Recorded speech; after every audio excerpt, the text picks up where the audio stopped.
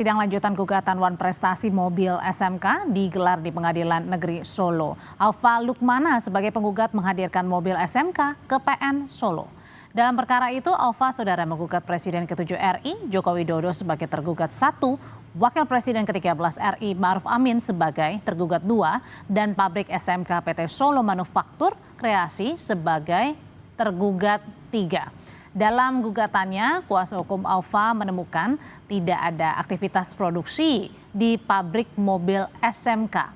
Sidang hari ini, saudara, merupakan bagian kelanjutan setelah proses mediasi buntu karena para pihak tidak saling menyepakati proposal perdamaian yang diajukan sebelumnya.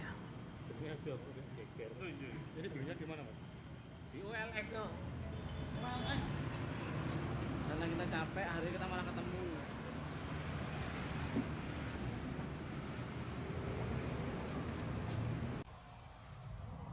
Namanya produksi dan jual beli, adanya ya servis, sepi katanya.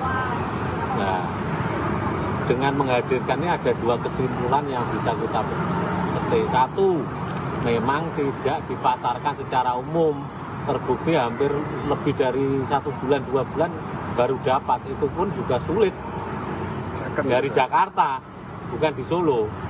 Yang kedua, dengan kasat mata kita ngecek di pabrik juga nggak ada kan produksinya. Nah, ini untuk menjawab atas penolakan hakim PS kita.